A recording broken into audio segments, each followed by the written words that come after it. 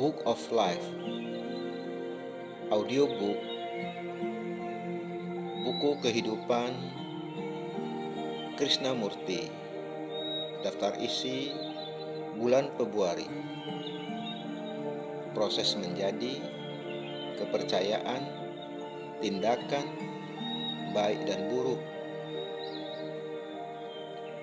Mari kita mulai. Proses menjadi. Menjadi adalah pergulatan. Hidup yang kita kenal, kehidupan sehari-hari kita, adalah suatu proses menjadi. Saya miskin dan saya bertindak dengan sesuatu tujuan dalam pandangan saya, yakni menjadi kaya. Saya jelek dan ingin menjadi cantik.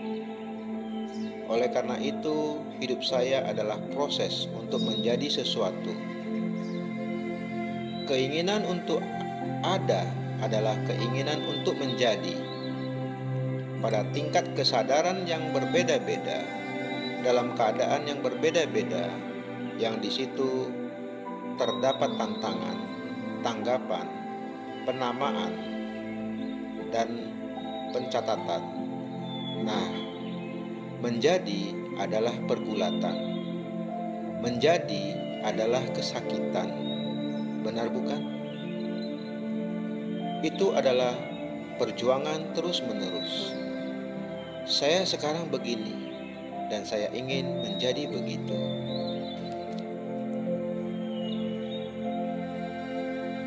Satu Februari, proses menjadi. Semua proses menjadi adalah perusakan. Semua proses menjadi adalah perusakan. Batin mempunyai suatu gagasan yang mungkin menyenangkan dan ia ingin menjadi seperti gagasan itu yang adalah proyeksi kehidupan Anda. Ada keadaan begini yang tidak Anda sukai dan Anda ingin menjadi begitu yang Anda sukai. Yang ideal itu diproyeksikan oleh diri. Apa yang berlawanan adalah perluasan dari apa yang ada. Itu sama sekali bukan yang berlawanan, melainkan kelanjutan dari apa yang ada. Mungkin sedikit diubah. Proyeksi itu dikehendaki oleh diri, dan konflik adalah perjuangan menuju proyeksi itu.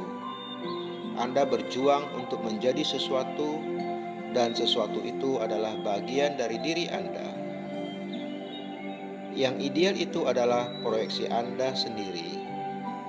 Lihatlah betapa batin telah menipu dirinya sendiri.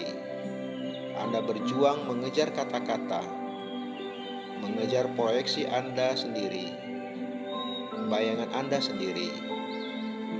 Anda penuh kekerasan, dan Anda berjuang untuk tidak lagi keras, yakni yang ideal. Tetapi yang ideal itu adalah proyeksi apa yang ada, hanya saja dengan nama berbeda. Bila Anda menyadari tipuan yang Anda lakukan terhadap diri Anda sendiri, maka yang palsu terlihat sebagai yang palsu. Perjuangan menuju suatu ilusi adalah faktor yang merusak. Semua konflik, semua proses menjadi adalah perusakan. Bila ada kesadaran akan tipuan yang dilakukan batin terhadap dirinya sendiri, maka yang ada hanyalah apa adanya. Bila batin terbebas dari semua proses menjadi, dari semua yang ideal, dari semua pembandingan dan pengutukan, bila semua struktur dirinya runtuh, maka apa adanya mengalami transformasi sepenuhnya. Selama masih ada pemberian nama terhadap apa adanya, maka ada hubungan antara batin dengan apa adanya. Tetapi bila proses penamaan ini yang adalah ingatan, yakni struktur batin itu sendiri. Tidak ada, maka apa adanya tidak ada lagi. Hanya di dalam transformasi ini terdapat integrasi. 2 Februari. Dapatkah batin yang mentah menjadi peka? Dapatkah batin yang mentah menjadi peka? Simaklah pertanyaan itu. Simaklah makna di balik kata-katanya. Dapatkah batin yang mentah menjadi peka?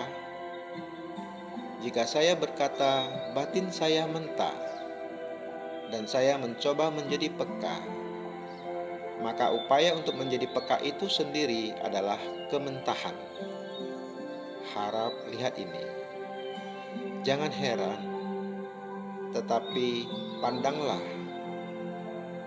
Sedangkan jika saya melihat bahwa saya mentah tanpa ingin berubah, tanpa mencoba menjadi peka, jika saya mulai memahami apa arti kementahan, mengamatinya dalam hidup saya dari hari ke hari, cara makan saya yang rakus, cara saya memperlakukan orang lain dengan kasar, kebanggaan, keangkuhan, kekasaran tingkah laku dan pikiran-pikiran saya, maka pengamatan itu sendiri mentransformasikan diri Anda apa adanya. Demikian pula, jika saya bodoh dan saya berkata saya harus menjadi cerdas, maka upaya untuk menjadi cerdas itu hanyalah wujud kebodohan yang lebih besar. Oleh karena yang penting adalah memahami kebodohan. Betapa banyak pun saya mencoba menjadi cerdas, kebodohan saya tetap ada. Saya mungkin mencapai polesan di permukaan dengan belajar. Saya mungkin mampu mengutip dari buku-buku, membeo ucapan para penulis besar. Tetapi pada dasarnya saya tetap bodoh.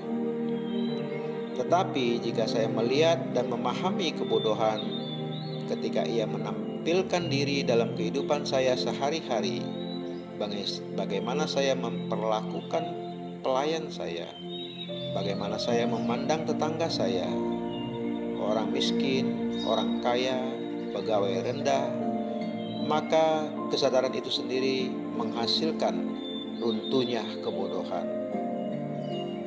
3 Februari. Kesempatan untuk memperluas diri. Kesempatan untuk memperluas diri. Struktur hierarkis memberikan kesempatan baik untuk memperluas diri. Anda mungkin menginginkan persaudaraan, tetapi bagaimana mungkin ada persaudaraan jika Anda mengejar perbedaan spiritual? Anda mungkin tersenyum terhadap gelar-gelar duniawi, tetapi ketika Anda mengakui Sang Master, Juru Selamat, Guru di bidang kerohanian, tidakkah Anda masih membawa sikap duniawi itu? Apakah mungkin ada pembagian dan gelar-gelar hierarkis dalam pertumbuhan spiritual, dalam pemahaman kebenaran, dalam merealisasikan Tuhan? Cinta tidak mengakui pembagian. Entah Anda mencinta atau tidak mencinta, tetapi jangan buat ketiadaan cinta menjadi proses bertele-tele yang tujuannya adalah cinta. Bila Anda tahu Anda tidak mencinta, bila Anda sadar tanpa memilih akan fakta itu, maka ada kemungkinan terjadi transformasi. Tetapi memupuk dengan rajin pembedaan antara guru dan murid, antara orang yang telah sampai dan orang yang belum sampai, antara juru selamat dan pendosa, berarti mengingkari cinta. Si pengeksploitir yang pada gilirannya dieksploitir mendapatkan padang perburuan yang menyenangkan, dalam kegelapan dan ilusi ini. Pemisahan antara Tuhan dan realitas dengan Anda dibuat oleh Anda sendiri, oleh batin yang melekat kepada apa yang diketahui, kepada kepastian, kepada rasa aman. Keterpisahan ini tidak bisa dijembatani, tiada ritual, tiada latihan, tiada kurban yang dapat menyeberangkan Anda, tiada juru selamat, tiada master, tiada guru yang dapat menuntun Anda kepada yang nyata atau melenyapkan keterpisahan ini. Pembagian ini bukan antara yang nyata dengan Anda. Itu ada di dalam diri Anda sendiri. Yang penting adalah memahami konflik keinginan yang makin meningkat. Dan pemahaman ini hanya datang melalui pengenalan diri dan kesadaran terus-menerus akan gerak-gerik diri. 4 Februari. Di luar semua pengalaman. Di luar semua pengalaman. Untuk memahami diri dibutuhkan kecerdasan yang kuat, keawasan, kewaspadaan yang kuat, mengamati tanpa henti sehingga diri itu tidak lolos. Saya yang amat bersungguh-sungguh ingin melenyapkan diri. Bila saya mengatakan itu, saya tahu adalah mungkin untuk melenyapkan diri.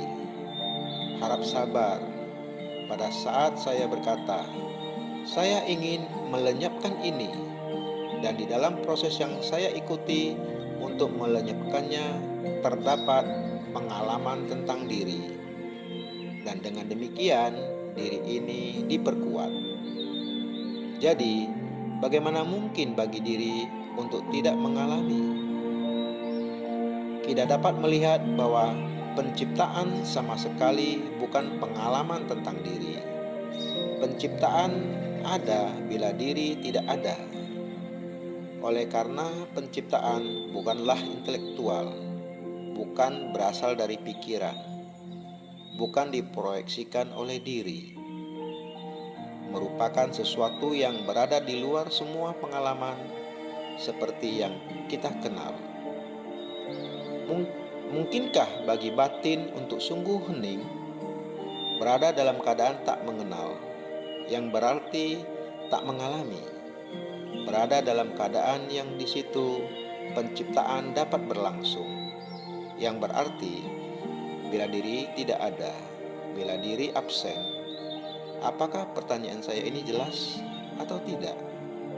Masalahnya adalah ini, bukan?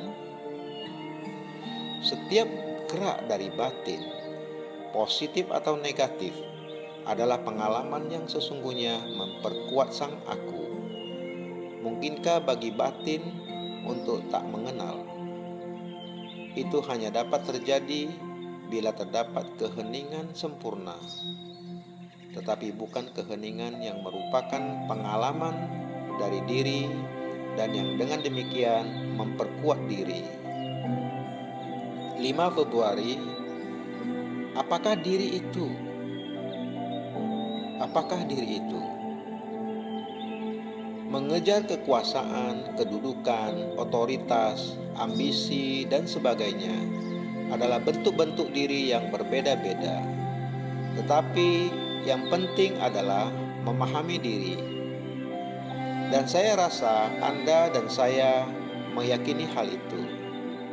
Jika boleh saya tambahkan, marilah kita bersungguh-sungguh dalam hal ini.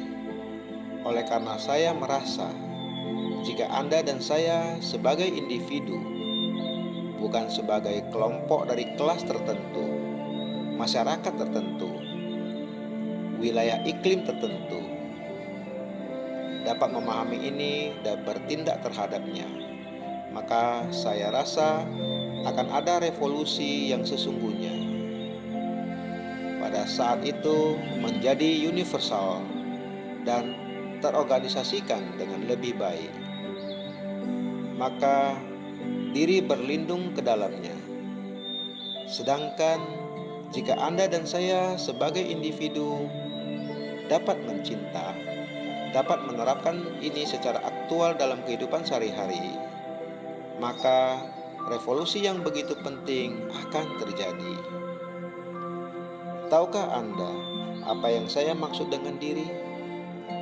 Yang saya maksud dengan itu adalah gagasan, ingatan, kesimpulan, pengalaman, berbagai niat yang dapat disebut atau tidak, daya upaya sadar untuk menjadi sesuatu atau tidak menjadi sesuatu, timbunan ingatan di bawah sadar, sifat rasial, kelompok, individu, marga, dan semuanya. Entah itu diproyeksikan keluar dalam tindakan, entah diproyeksikan secara spiritual sebagai kebajikan. Perjuangan mengejar semua itu adalah diri. Di dalamnya termasuk persaingan, keinginan menjadi sesuatu. Seluruh proses itu adalah diri. Dan kita tahu secara aktual ketika kita menghadapinya bahwa itu jahat. Saya sengaja menggunakan kata jahat oleh karena diri itu memecah belah. Diri itu menutup diri. Kegiatannya betapapun mulia, terpisah dan terisolasi. Kita tahu semua itu. Kita juga tahu bahwa adalah luar biasa saat-saat ketika diri itu tidak ada. Yang di situ tidak dapat rasa berupaya, berjuang, dan yang terjadi apabila ada cinta. 6 Februari, bila ada cinta, diri tidak ada. Bila ada cinta, diri tidak ada. Realitas, kebenaran bukan untuk dikenali. Agar kebenaran bisa muncul, kepercayaan, pengetahuan, pengalaman, kebajikan, pengejaran kebajikan yang berbeda dari keadaan bajik, semua ini harus pergi. Orang bajik yang dengan sadar mengejar kebajikan tidak akan pernah menemukan realitas. Ia mungkin orang yang sangat sopan, itu sama sekali lain dari orang yang memiliki kebenaran, dari orang yang paham. Bagi orang yang memiliki kebenaran, kebenaran telah muncul. Seorang yang bajik adalah orang yang lurus, dan orang yang lurus tidak pernah dapat memahami apa itu kebenaran. Oleh karena kebajikan baginya adalah penyelubungan diri, penguatan diri. Oleh karena ia mengejar kebajikan. Ketika ia berkata, saya harus bebas dari keserakahan, maka keadaan yang di situ ia tampak keserakahan dan yang dialaminya akan memperkuat diri. Itu sebabnya mengapa penting sekali untuk menjadi miskin. Bukan hanya miskin dalam hal-hal duniawi, melainkan juga miskin dalam kepercayaan dan dalam pengetahuan. Orang yang kaya dengan kekayaan duniawi atau orang yang kaya dengan pengetahuan dan kepercayaan tidak pernah akan tahu apa-apa kecuali kegelapan dan akan menjadi pusat segala kerusakan dan kesengsaraan. Tetapi jika Anda dan saya sebagai individu dapat melihat seluruh sepak terjang diri ini, maka kita akan tahu apa itu cinta.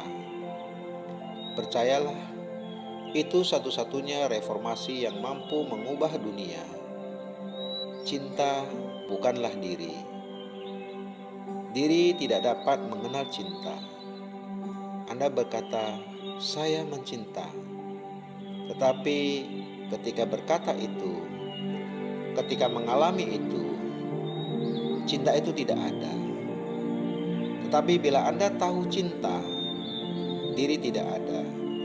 Bila ada cinta, diri tidak ada. 7 Februari, memahami apa adanya.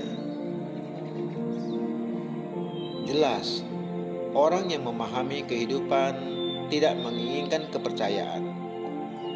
Orang yang mencinta tidak punya kepercayaan, dia mencinta. Orang yang dipenuhi inteleklah yang punya kepercayaan. Oleh karena intelek selalu mencari rasa aman, mencari perlindungan. Ia selalu menghindari bahaya, dan dengan demikian ia membangun gagasan-gagasan, kepercayaan-kepercayaan, cita-cita yang dibaliknya ia bisa berlindung. Apa yang terjadi bila Anda menggarap kekerasan secara langsung? Sekarang Anda akan menjadi bahaya bagi masyarakat. Dan oleh karena batin melihat bahaya itu, ia berkata, "Saya akan mencapai cita-cita tanpa kekerasan 10 tahun lagi." Suatu proses yang begitu fiktif, palsu. Memahami apa adanya adalah lebih penting daripada menciptakan dan menganut cita-cita. Oleh karena cita-cita adalah palsu dan apa adanya adalah yang nyata. Memahami apa adanya membutuhkan kemampuan hebat, suatu batin yang tangkas dan tanpa prasangka. Oleh karena kita tidak ingin menghadapi dan memahami apa adanya, maka kita menciptakan banyak jalan untuk melarikan diri dan memberinya nama-nama indah sebagai cita-cita, kepercayaan, Tuhan. Jelas, hanya apabila saya melihat yang palsu sebagai palsu, maka batin saya mampu melihat apa yang benar. Batin yang bingung dalam kepalsuan tidak pernah dapat menemukan kebenaran. Oleh karena itu, saya harus memahami apa yang palsu dalam hubungan-hubungan saya, dalam gagasan-gagasan saya, dalam segala sesuatu tentang diri saya. Oleh karena untuk melihat kebenaran dibutuhkan pemahaman akan yang palsu. Tanpa membuang sebab-musabab ketidaktahuan, tidak mungkin ada pencerahan. Dan mencari pencerahan ketika batin tak tercerahkan adalah hampa, tanpa makna sama sekali. Oleh karena itu, saya harus mulai melihat yang palsu dalam hubungan saya dengan gagasan-gagasan, dengan orang-orang, dengan benda-benda. Bila batin melihat apa yang palsu, maka apa yang benar muncul. Lalu ada gairah kenikmatan dan kebahagiaan. 8 Februari, apa yang kita percaya? Apa yang kita percaya? Apakah kepercayaan memberikan semangat? Dapatkah semangat bertahan tanpa kepercayaan? Dan apakah semangat itu sendiri perlu? Atau apakah diperlukan sejenis energi lain, suatu vitalitas, dorongan lain? Kebanyakan kita memiliki semangat untuk suatu hal. Kita sangat berminat dan bersemangat terhadap musik, terhadap olahraga, atau piknik.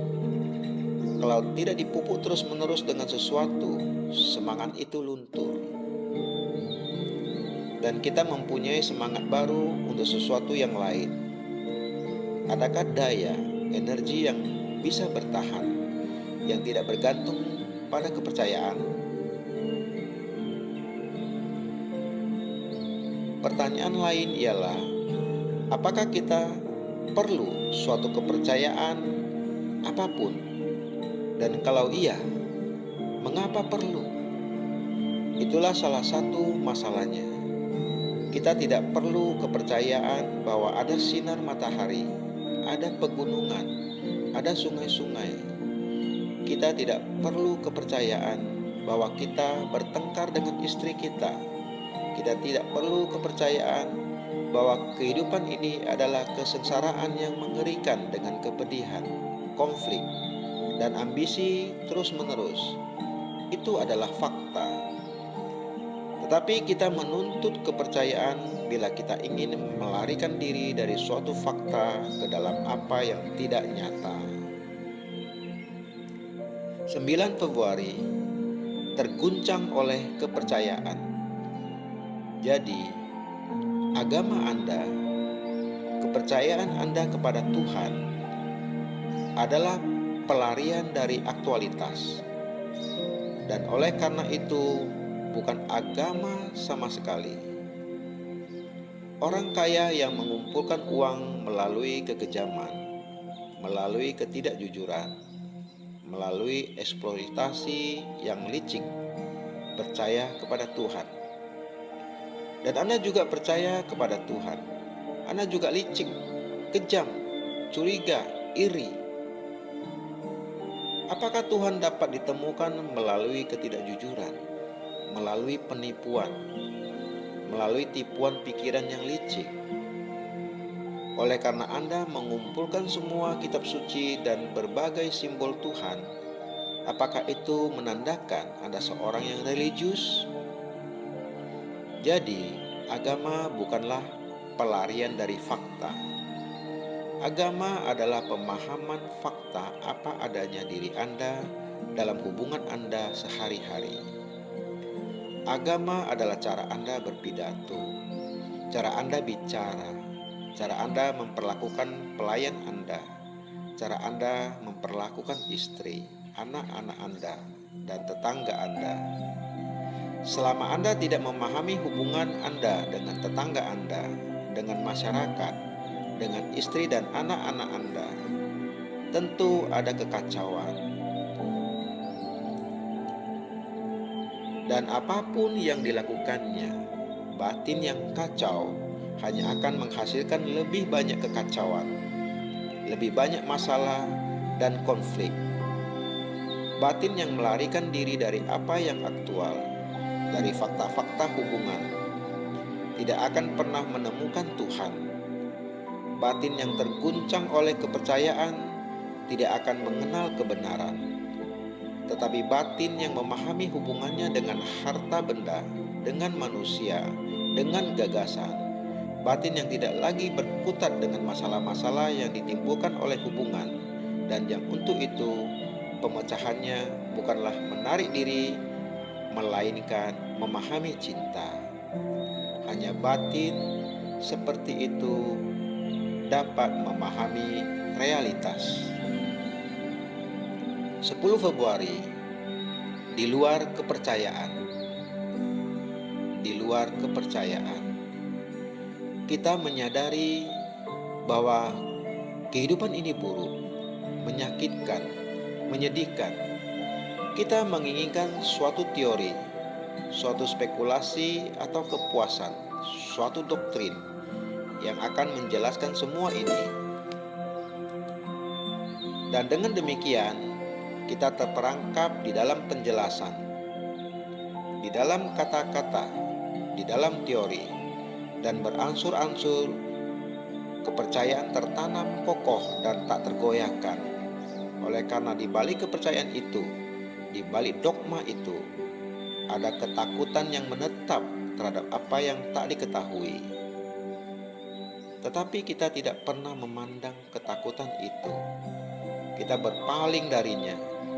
Makin kuat kepercayaan, makin kuat pula dogmanya. Dan jika kita meneliti kepercayaan ini, Kristen, Hindu, Buddhis, kita melihat bahwa kepercayaan itu memecah belah manusia. Setiap dogma, setiap kepercayaan memiliki serangkaian ritual, serangkaian kewajiban yang mengikat manusia dan memisahkan manusia. Jadi kita mulai dengan menyelidik untuk menemukan apa yang benar, apa makna kesengsaraan ini, pergulatan ini, kesakitan ini. Dan dengan sengsara kita terperangkap di dalam kepercayaan, di dalam ritual, di dalam teori. Kepercayaan itu merusak. Oleh karena di balik kepercayaan dan moralitas menyelinap pikiran, diri-diri itu tumbuh menjadi besar, kuat, dan berkuasa. Kita menganggap kepercayaan kepada Tuhan, kepercayaan terhadap sesuatu sebagai agama. Kita menganggap percaya berarti religius. Pahamkah Anda, jika Anda tidak percaya, Anda dianggap ateis? Anda akan dikutuk oleh masyarakat. Suatu masyarakat mengutuk mereka yang percaya Tuhan. Masyarakat lain mengutuk mereka yang tidak percaya Tuhan. Kedua-duanya sama saja. Jadi, agama menjadi sekedar masalah kepercayaan. Lalu kepercayaan bertindak dan mempengaruhi batin. Lalu batin tidak mungkin menjadi bebas. Tetapi hanya di dalam kebebasan Anda dapat menemukan apa yang benar. Apa itu Tuhan? Bukan melalui kepercayaan apapun. Oleh karena kepercayaan Anda itu justru memproyeksikan apa yang Anda pikir Tuhan itu seharusnya. Apa yang Anda pikir kebenaran itu seharusnya. 11 Februari, tabir kepercayaan. Anda percaya kepada Tuhan dan orang lain tidak percaya kepada Tuhan. Jadi kepercayaan Anda memisahkan Anda dari orang lain. Kepercayaan di seantero dunia diorganisir sebagai Hinduisme, Buddhisme, atau Kristianitas dan lain-lain. Dan itu memecah belah manusia yang satu dari yang lain. Kita bingung dan kita mengira bahwa melalui kepercayaan kita akan menjernihkan kebingungan itu. Artinya, kepercayaan diterapkan terhadap kebingungan itu. Dan kita berharap dengan demikian kebingungan itu akan lenyap. Tetapi kepercayaan hanyalah sekedar pelarian dari fakta kebingungan. Ia tidak membantu kita menghadapi dan memahami fakta kebingungan itu, melainkan melarikan diri dari kebingungan yang di dalamnya kita berbeda. Untuk memahami kebingungan tidak diperlukan kepercayaan, dan kepercayaan hanya berperan sebagai tabir di antara kita dengan masalah-masalah kita. Jadi, agama yang adalah kepercayaan terorganisir menjadi alat melarikan diri dari apa adanya, dari fakta kebingungan. Orang yang percaya kepada Tuhan, orang yang percaya kepada hari kemudian, atau yang mempunyai sesuatu bentuk kepercayaan lain, ia melarikan diri dari fakta dirinya. Tidakkah Anda pernah melihat orang yang percaya kepada Tuhan, yang melakukan ibadah, yang mengulang-ulang kata-kata dan doa-doa tertentu, dan yang dalam kehidupan sehari-harinya mendominasi, kejam, ambisius, penipu, tidak jujur? Apakah mereka akan menemukan Tuhan? Apakah mereka sungguh-sungguh mencari Tuhan? Apakah Tuhan akan ditemukan dengan mengulang-ulang kata-kata melalui kepercayaan? Tetapi orang-orang seperti itu percaya kepada Tuhan. Mereka memuja Tuhan. Mereka pergi ke tempat ibadah setiap hari. Mereka melakukan segala sesuatu untuk menghindari fakta diri mereka.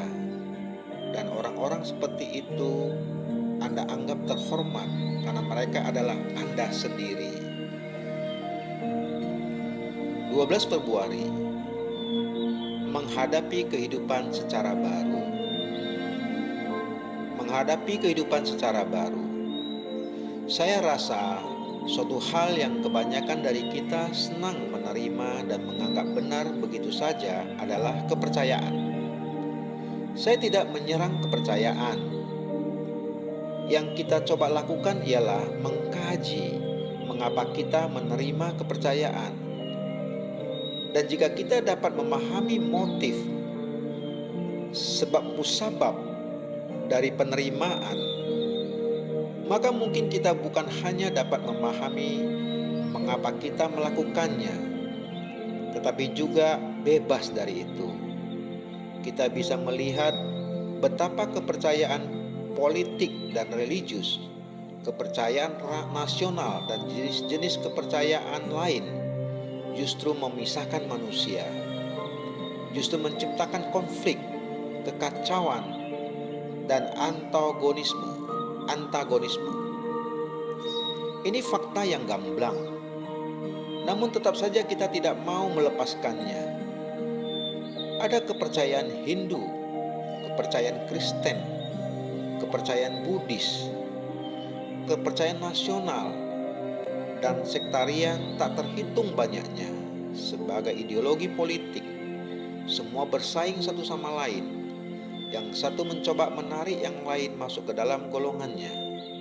Kita dapat melihat dengan jelas kepercayaan memisahkan manusia, menciptakan ketidaktoleransian. Mungkinkah untuk hidup tanpa kepercayaan? Kita dapat menjawabnya hanya jika kita dapat mengkaji diri kita sendiri dalam hubungan dengan suatu kepercayaan. Mungkinkah untuk hidup di dunia ini tanpa suatu kepercayaan? Bukan mengubah kepercayaan, bukan mengganti suatu kepercayaan dengan kepercayaan lain, melainkan sama sekali bebas dari semua kepercayaan, sehingga kita menghadapi kehidupan ini secara baru dari menit ke menit. Bagaimanapun juga, inilah kebenarannya, yakni memiliki kemampuan untuk menghadapi segala sesuatu secara baru dari saat ke saat, tanpa reaksi dari masa lampau yang mengkondisikan, sehingga tidak ada efek kumulatif yang bertindak sebagai penghalang antara diri kita dengan apa adanya. 13 Februari, kepercayaan menghalangi pemahaman sejati. Kepercayaan menghalangi pemahaman sejati. Jika kita tidak punya kepercayaan, apakah yang akan terjadi dengan kita? Bukankah kita sangat takut akan apa yang akan terjadi? Jika kita tidak mempunyai suatu pola tindakan berdasarkan suatu kepercayaan, baik kepercayaan pada Tuhan atau pada komunisme atau sosialisme atau imperialisme, atau pada suatu rumusan religius tertentu, suatu dogma yang di dalamnya kita terkondisi, kita merasa sama sekali kehilangan arah, bukan? Dan bukankah menerima kepercayaan berarti menyelubungi ketakutan itu? Ketakutan untuk berada sebagai bukan apa-apa sama sekali, untuk kosong sama sekali. Bagaimanapun juga sebuah cangkir hanya bermanfaat kalau ia kosong. Dan batin yang dipenuhi dengan kepercayaan, dengan dogma, dengan pernyataan, dan dengan kutipan, sesungguhnya adalah batin yang tidak kreatif. Itu cuma batin yang mengulang-ulang untuk melarikan diri dari ketakutan itu. Ketakutan akan kekosongan, ketakutan akan kesepian, ketakutan akan kemandekan, tidak sampai, tidak berhasil, tidak mencapai, tidak berada sebagai sesuatu, tidak menjadi sesuatu. Sesungguhnya adalah salah satu alasan mengapa kita menerima kepercayaan dengan begitu berminat dan begitu rakus, bukan? Dan dengan menerima kepercayaan, apakah kita memahami diri kita sendiri? Malah sebaliknya. Suatu kepercayaan, entah religius, entah politis, jelas menghalangi pemahaman diri sendiri. Ia berperan sebagai tabir, yang melalui itu kita memandang diri kita sendiri. Dapatkah kita memandang diri sendiri tanpa kepercayaan? Jika kita membuang kepercayaan ini, banyak kepercayaan yang kita miliki, masih adakah sesuatu untuk dipandang? Jika kita tidak mempunyai kepercayaan yang dengan itu batin melihat dirinya, maka batin tanpa identifikasi mampu memandang dirinya sendiri sebagai apa adanya.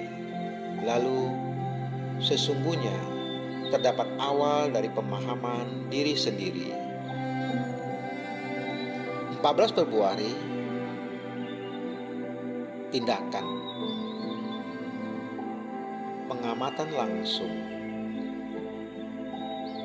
Pengamatan langsung.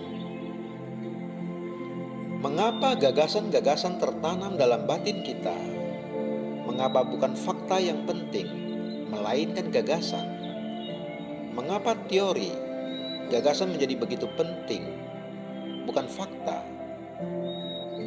Apakah oleh karena kita tidak dapat memahami fakta, atau tidak punya kemampuan, atau takut menghadapi fakta? Dengan demikian, gagasan, spekulasi, teori menjadi cara untuk melarikan diri dari fakta. Anda boleh melarikan diri, Anda boleh melakukan apa saja. Faktanya ada di situ. Fakta bahwa kita marah, fakta bahwa kita ambisius, fakta bahwa kita menyenangi seks, selusin fakta. Anda dapat menekannya, Anda dapat memolesnya, yang adalah suatu bentuk penekanan juga. Anda dapat mengendalikannya, tapi semua fakta itu ditekan, dikendalikan, didisiplinkan dengan gagasan. Tidakkah gagasan membuang-buang energi kita? Tidakkah gagasan menumpulkan batin?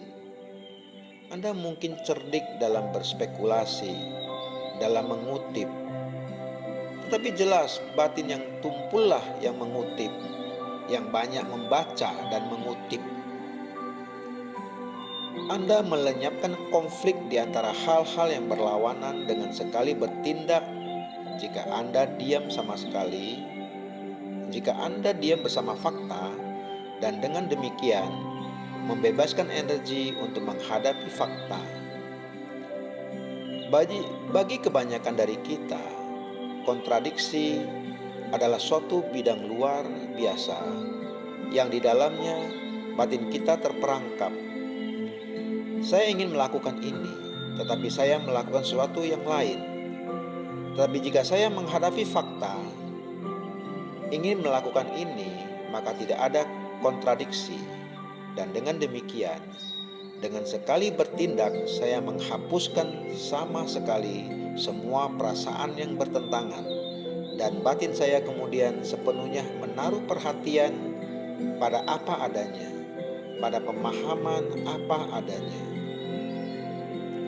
15 Februari, tindakan tanpa gagasan. Tindakan tanpa gagasan. Hanya bila batin bebas dari gagasan, ada keadaan mengalami. Gagasan bukanlah kebenaran. Dan kebenaran adalah sesuatu yang harus dialami langsung dari saat ke saat. Itu bukan pengalaman yang Anda inginkan, yang hanya sekedar sensasi. Hanya bila kita bisa mengatasi onggokan gagasan, yang adalah sang aku, yang adalah batin, yang memiliki kelangsungan parsial atau lengkap.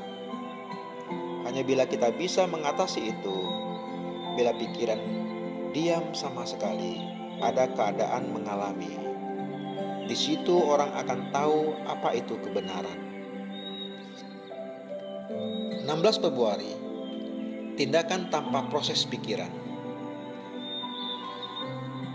Apa yang kita maksud dengan gagasan? Jelas, gagasan adalah proses pikiran, bukan? Gagasan adalah proses penalaran, berpikir, dan berpikir selalu merupakan reaksi, entah terhadap yang disadari atau terhadap yang tak disadari.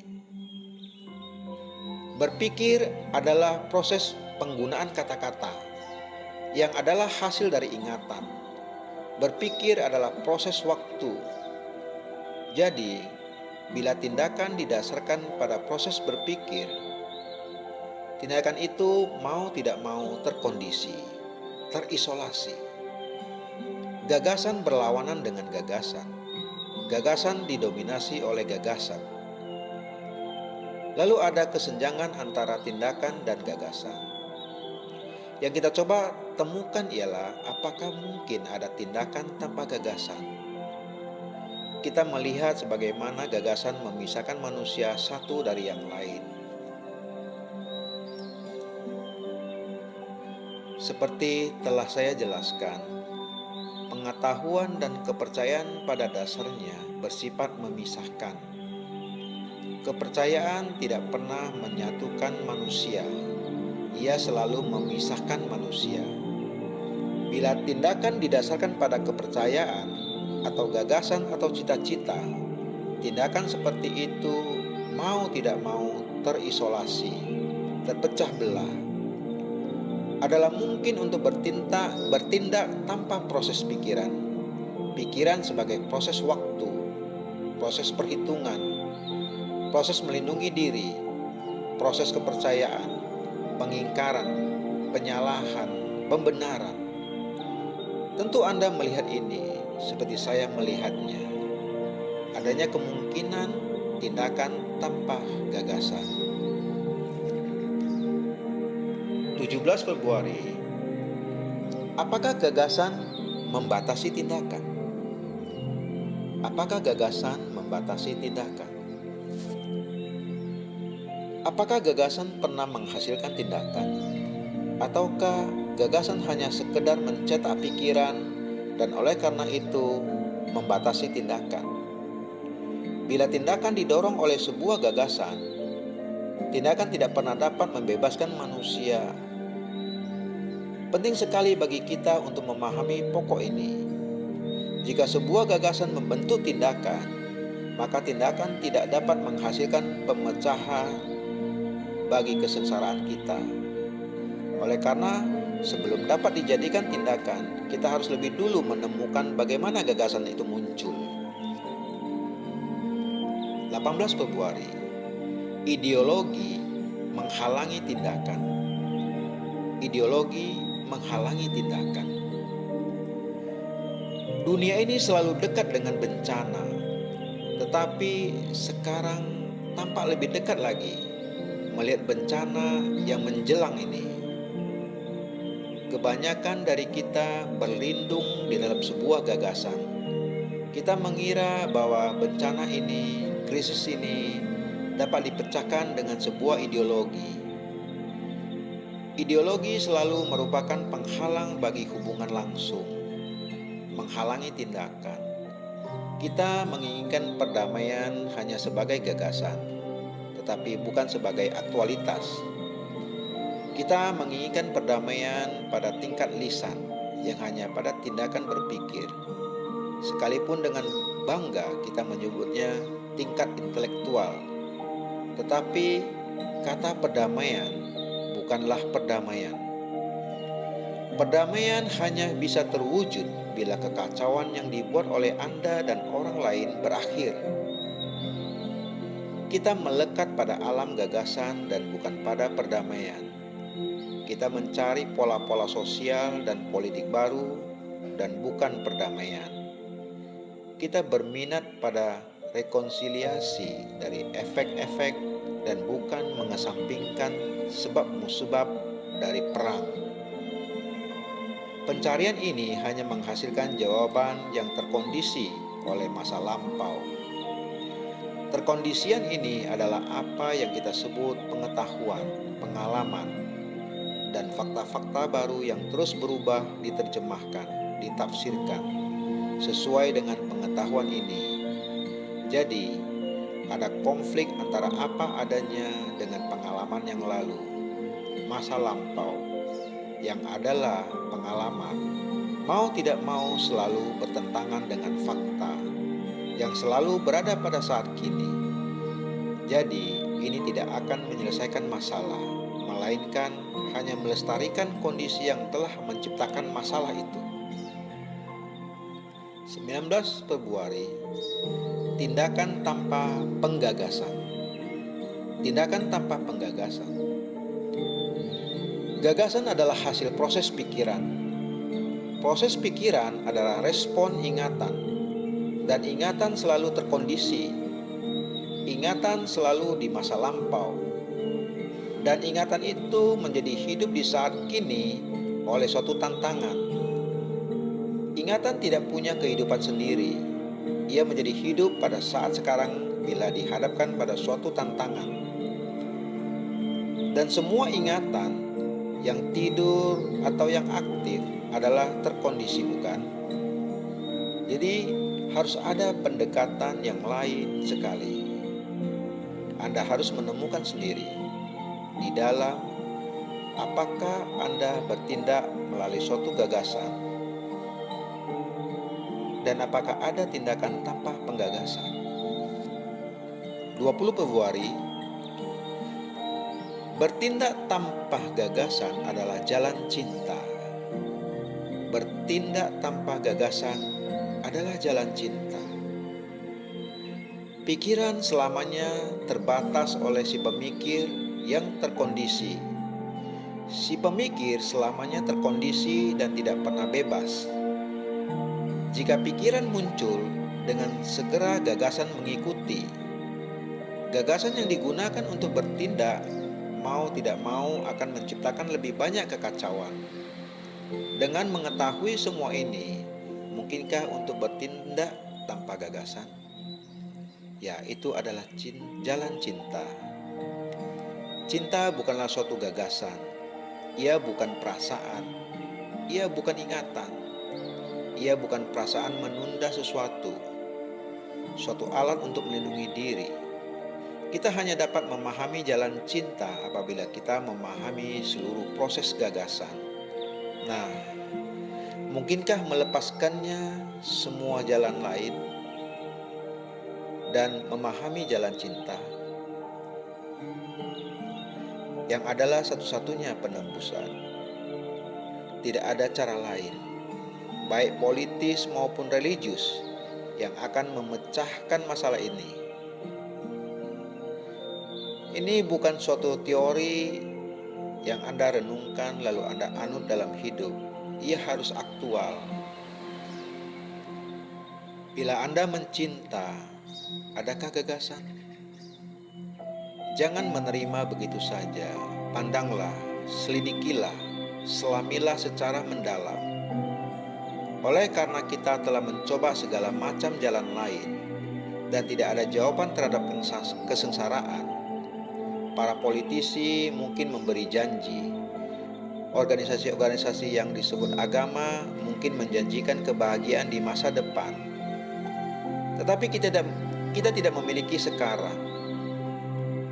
Dan masa depan relatif tidak penting jika saya lapar. Kita telah mencoba semua jalan lain. Dan kita hanya dapat memahami jalan cinta apabila kita memahami jalan gagasan dan melepaskan gagasan, yang berarti bertindak. 21 Februari, baik dan buruk. Konflik dari hal-hal berlawanan. Konflik dari hal-hal berlawanan. Saya bertanya, apakah ada yang disebut kejahatan hidup? Mohon simak ini. Berjalanlah bersama saya. Mari kita mengkajinya bersama-sama. Kita berkata ada kebajikan dan ada keburukan. Ada iri hati dan cinta kasih. Dan kita berkata iri hati buruk dan cinta kasih baik. Mengapa kita membagi-bagi kehidupan ini, menyebut ini baik dan itu buruk, dan dengan demikian menimbulkan konflik dari hal-hal yang berlawanan? Bukan berarti kita tidak ada iri hati, kebencian, kebrutalan dalam pikiran dan hati manusia, tak adanya welas asih, cinta. Tetapi kenapa kita membagi-bagi kehidupan menjadi hal-hal yang disebut baik dan hal-hal yang disebut buruk. Bukankah yang ada sesungguhnya hanya satu hal, yakni batin yang tak memperhatikan? Jelas bila ada perhatian penuh, artinya bila batin secara total sadar, waspada, awas, tidak ada lagi yang disebut buruk atau baik. Yang ada hanyalah keadaan bangun. Jadi, kebaikan bukan suatu kualitas, bukan kebajikan, bukan keadaan cinta. Bila terdapat cinta, tidak ada lagi baik dan buruk. Yang ada hanyalah cinta. Bila Anda sungguh-sungguh mencintai seseorang, Anda tidak berpikir tentang baik dan buruk. Seluruh keberadaan Anda dipenuhi cinta. Hanya jika perhatian penuh, cinta itu berakhir. Terdapat konflik antara apa adanya diri saya dan apa seharusnya diri saya. Maka apa adanya diri saya itu disebut buruk, dan apa seharusnya diri saya itu disebut baik. Amatilah batin Anda, dan Anda akan melihat pada saat batin berhenti berpikir untuk menjadi sesuatu, berakhir pula tindakan. Yang bukan berarti kemacetan, itu adalah keadaan perhatian penuh, yang adalah kebaikan. 22 Februari. Baik dan buruk di luar dualitas. Di luar dualitas. Tidakkah Anda menyadarinya? Tidakkah tindakannya gamblang? Kesedihannya menghimpit? Siapakah yang menciptakannya kalau bukan masing-masing dari kita? Sebagaimana kita menciptakan kebaikan, betapapun sedikit, begitu pula kita menciptakan keburukan.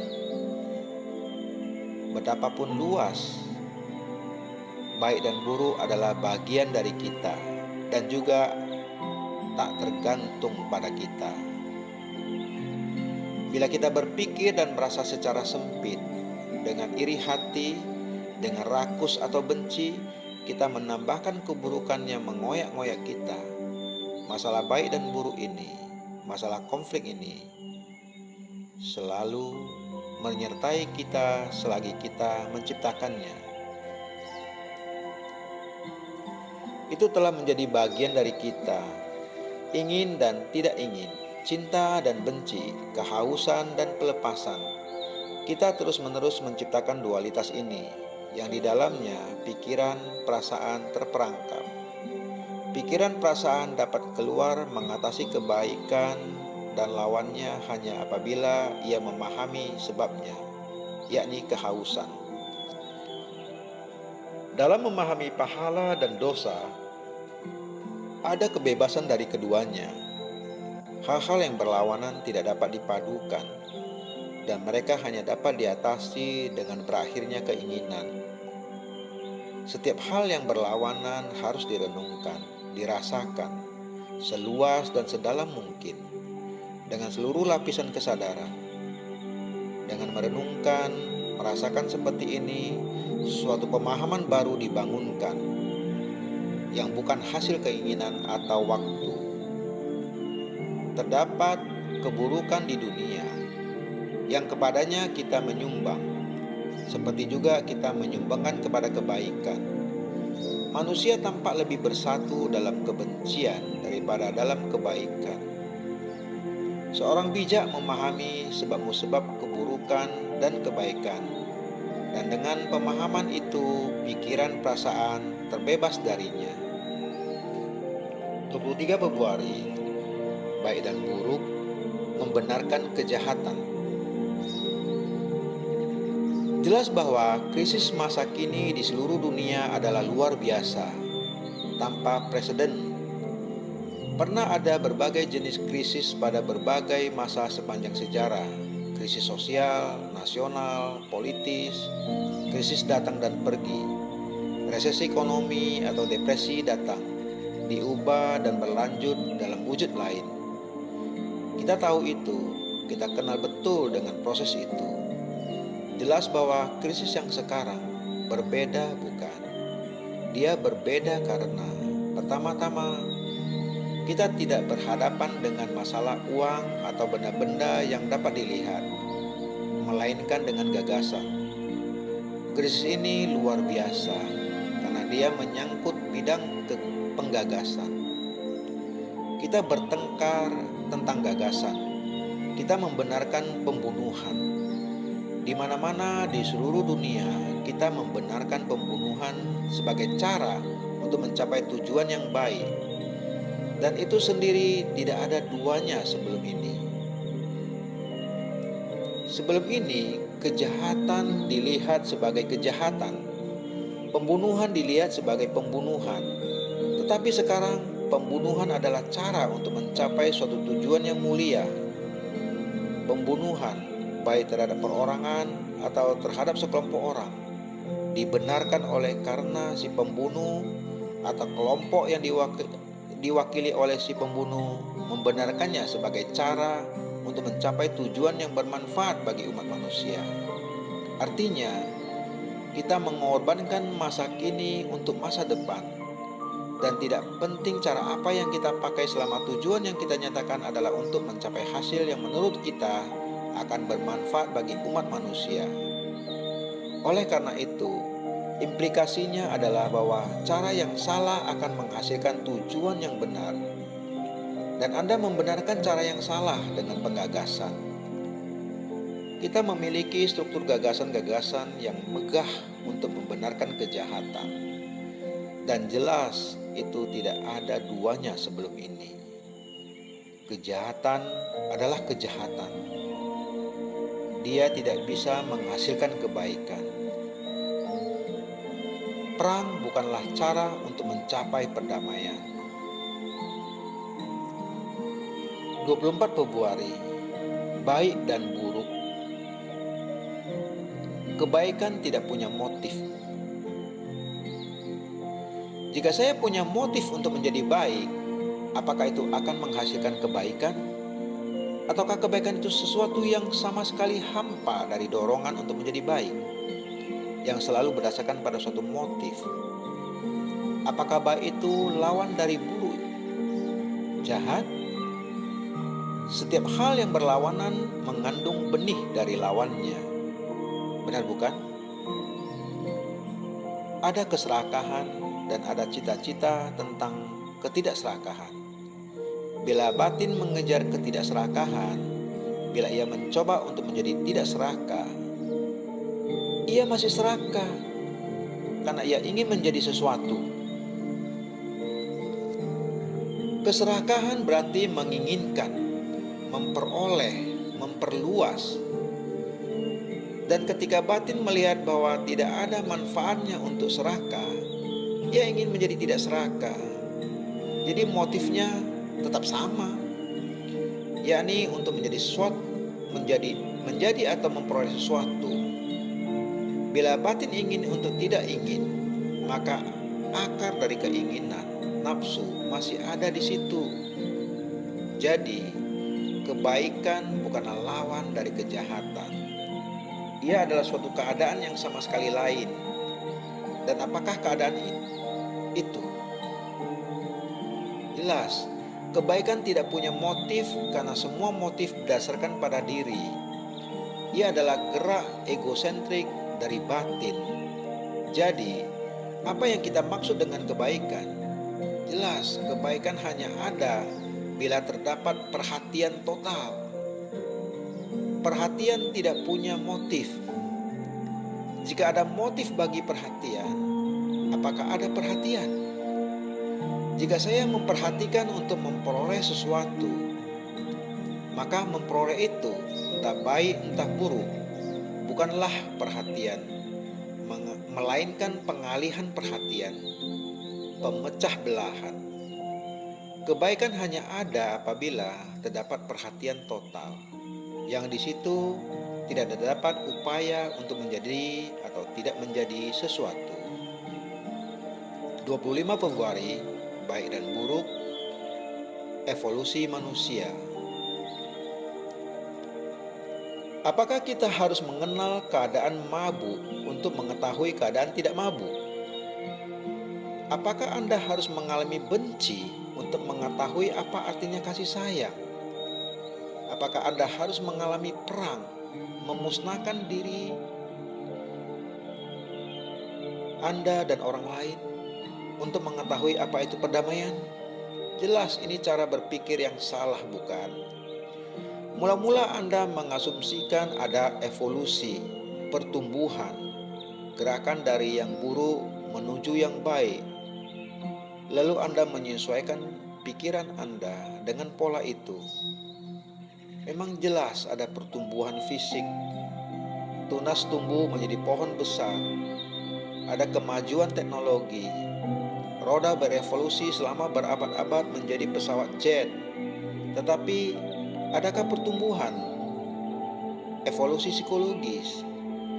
Itulah yang kita bahas.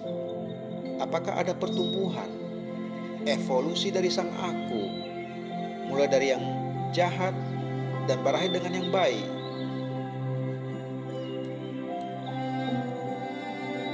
Melalui proses evolusi, melalui waktu, dapatkah sang aku yang adalah pusat segala kejahatan akan pernah menjadi mulia, baik? Jelas tidak. Apa yang jahat, sang aku, psikologis, akan tetap jahat. Tetapi kita tidak ingin melihat itu. Kita mengira bahwa melalui proses waktu, melalui pertumbuhan dan perubahan, sang aku akhirnya akan menjadi realitas. Itulah harapan kita, itulah dambaan kita, bahwa sang aku akan menjadi sempurna melalui waktu. Apakah sang aku itu? Itu adalah sebuah nama, sebuah wujud, songgok ingatan, harapan, frustasi, keinginan, kesakitan, kesedihan, sukacita yang berlalu. Kita mau sang aku ini berlanjut dan menjadi sempurna. Lalu kita berkata bahwa di atas sang aku ini terdapat sang sumber aku, diri yang lebih tinggi, suatu entitas spiritual yang abadi. Tetapi oleh karena kita menciptakannya dalam pikiran kita, entitas spiritual itu masih berada dalam lingkup waktu, bukan? Jika kita mampu memikirkan itu, jelas itu masih berada dalam lingkup nalar kita. 26 Februari, baik dan buruk, kebebasan dari kesibukan. Dapatkah batin bebas dari masa lampau, bebas dari pikiran, bukan dari pikiran baik atau pikiran buruk? Bagaimana saya menemukannya? Saya hanya dapat menemukannya dengan melihat apa yang menyibukkan batin. Jika batin saya sibuk dengan sesuatu yang baik atau sesuatu yang buruk, maka ia hanya berminat pada masa lampau. Ia sibuk dengan masa lampau. Ia tidak bebas dari masa lampau. Jadi, yang penting adalah melihat bagaimana batin itu sibuk. Jika batin sibuk, ia selalu disibukkan dengan masa lampau. Oleh karena seluruh kesadaran kita adalah masa lampau. Masa lampau bukan hanya pada permukaan, melainkan juga pada tingkat tertinggi, dan penekanan pada bawah sadar adalah juga masa lampau. Dapatkah batin bebas dari kesibukan? Ini berarti, dapatkah batin sepenuhnya bebas dari kesibukan dan membiarkan ingatan, pikiran yang baik dan buruk berlalu tanpa memilih? Pada saat batin disibukkan oleh satu pikiran, baik atau buruk, maka ia terlibat masa lampau.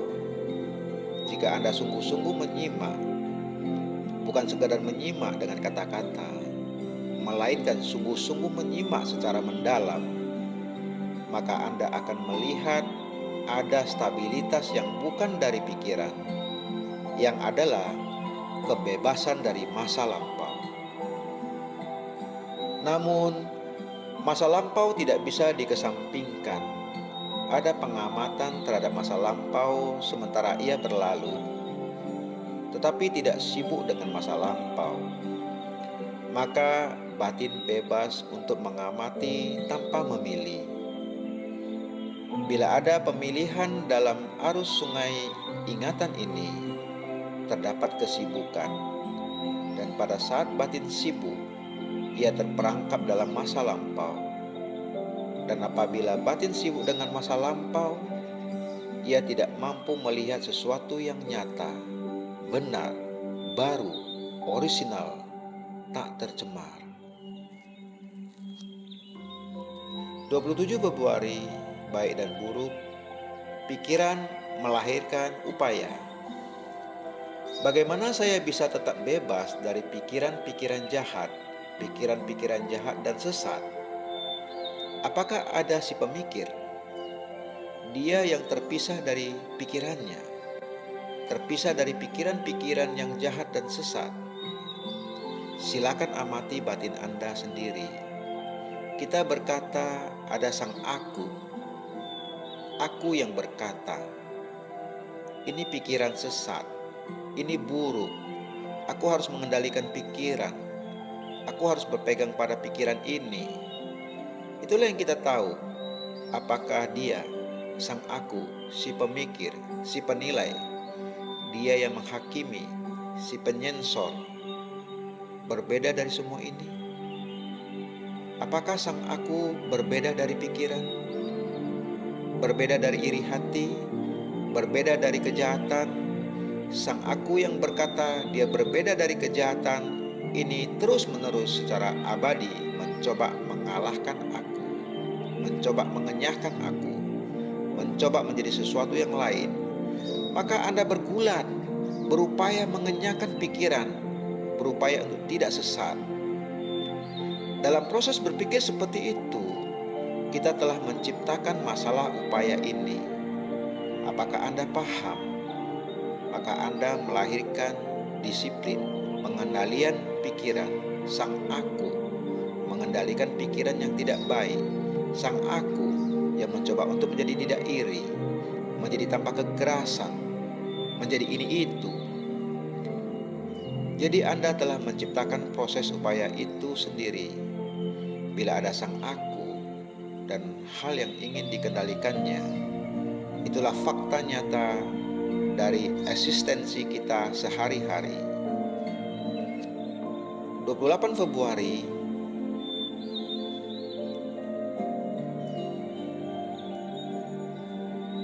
renungan.